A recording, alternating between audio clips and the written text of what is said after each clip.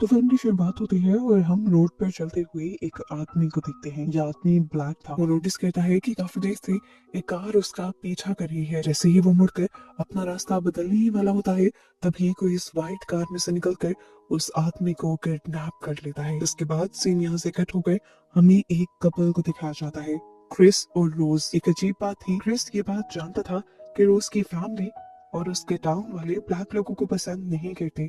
फिर भी रोज ना सिर्फ उसके साथ थी और अब तो वो उसे उसकी फैमिली से भी मिलवाना चाहती थी। क्रिस थोड़ा सा घबराया हुआ सा था। अपने आप को उसने मेंटली प्रिपेयर कर लिया था कि वहाँ के लोग उसका अच्छा वेलकम नहीं करेंगे। पर रोज उसे समझाती है ऐसा कुछ नहीं होगा, देखना सब ठीक हो जाएगा। और क्रिस के दिल में जो डर था उसे किसी से तो शेयर करना था, इसीलिए वो अपने एक दोस्त से ये सारी बात शेयर कर देता है कि वो अपनी फ्रेंड रोज के साथ उसके घर जा रहा है।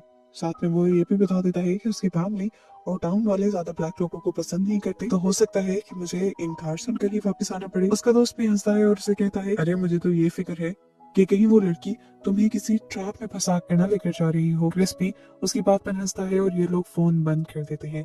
खैर, अब वो और रोज सफर के लिए निकल जाते हैं। रोज ड्राइव कर रही होती है और रास्ते में उनके सामने एक हिरन आ जाता है, जिसके कार से टकराने की वजह से हिरन की मौत हो जाती है और ये दोनों ही काफी अपसेट हो जाते हैं। क्रिस, क्योंकि एक अच्छा इंसान था, वो इस सब की जिम्मेदारी लेने को तैयार हो जाता है और पुलिस को खुद कॉल करता है। पुलिस जब यहाँ पे आती है, वो उल्टा क्रिस की आईडी मांगने लग जाते हैं क्योंकि क्रिस एक ब्लैक था। ये सब चीजें देखकर रोज को गुस्सा आता है और वो पुलिस ऑफिसर से कहती है, ड्राइव मैं कर रही थी, ये कार मेरी है, इसके डॉक्यूमेंट्स मेरे पास हैं, लाइसेंस भी मेरे पास है, तो आपको क्रिस के लाइसेंस की क्या जरूरत है।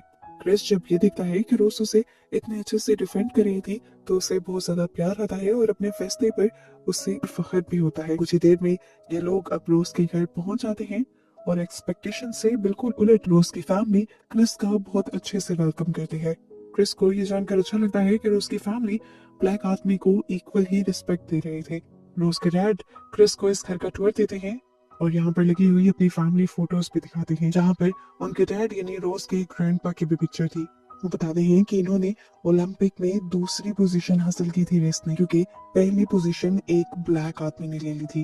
खैर, घर का टूर देते हुए ये लोग यहाँ से बाहर निकल आते हैं और क्रिस नोट करता है कि इस घर में जितने भी नौकर थे वो ब्लैक थे। इससे पहले कि क्रिस कुछ और सोच पाता, रोज के डैड खुद ही उन्हें एक्सप्लेन कर देते हैं कि असल में इन्हें मैंने अपने पेरेंट्स की देखभाल के लिए रखा था, पर जब मेरे पेरेंट्स चले गए तब भी मैंने इन्हें जॉब से नहीं निकाला बल्कि अपनी फैमिली का हिस्सा बना लिया है। ये जानकर क्रिस के दिल में उनकी रिस्पेक्ट और भी ज्यादा बढ़ जाती है। इसके बाद ये सब लोग मिलकर लॉन में बैठ जाते हैं और बातें करने लग जाते हैं।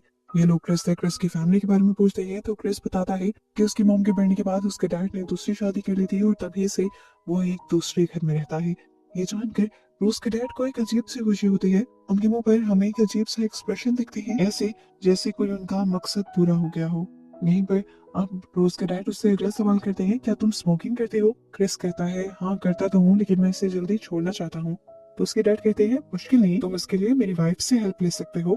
वो एक मेंटलिस्ट है और हिप्नोटाइज करके कुछ भी कर सकती है।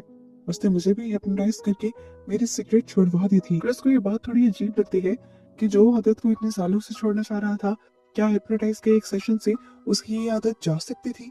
खैर, वो मुस्कुरा देता है और यहाँ पे इनकार कर देता है। फिर अब डायरेक्ट डिनर का टाइम हो जाता है और डिनर करते हुए क्रिस नोटिस करता है कि इस घर की मेड अजीब तरीके से उसके ऊपर नजर रखी हुई थी।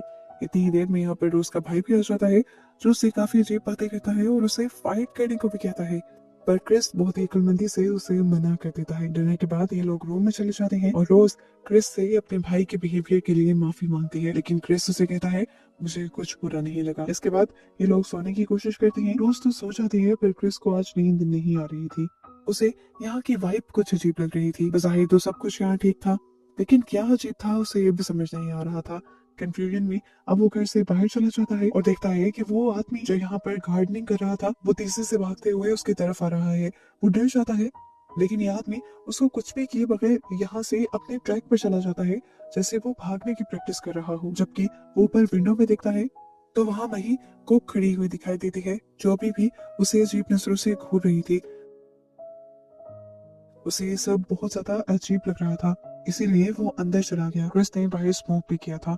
अब जैसे ही वो घर के अंदर आया तो उसके स्मेल से रोज की मॉम को पता चल गया कि वो स्मोकिंग करके आया है, इसीलिए वो क्रिस से कहती है, ये तुम्हारी आदत अच्छी नहीं है, आओ बैठो, मैं तुम्हारी आदत छुड़वा देती हूँ। क्रिस बैठना नहीं चाहता था, पर पता नहीं उनके लफ्जों में ऐसा क्या था कि क्रिस उस तरफ खींचता चला गया और उनके सामने सोफे पर बैठ गया।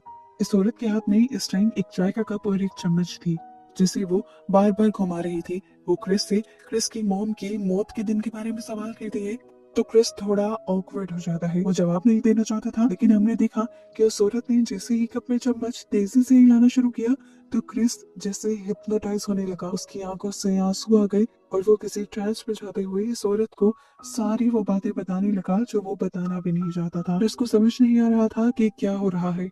वो औरत सिर्फ एक कप और एक चम्मच से उसे हिप्नोटाइज कर रही थी। कुछ ही देर में वो क्रिस के ऊपर इतना कंट्रोल पा लेती है कि क्रिस अपने दिमाग में एक वॉइड में चला जाता है, एक खाली दुनिया में चला जाता है, जबकि असल दुनिया में उसकी बॉडी पैरालाइज महसूस होती है। वो देख पा रहा था, सुन पा रहा था, लेकिन बोल नहीं पा रहा था, अपनी बॉडी नहीं मूव कर पा रहा था। अगले सीन में वो एकदम से चौंक जाता है। इस टाइम वो अपने बेड पर था। उसे लगा कि रात जो कुछ हुआ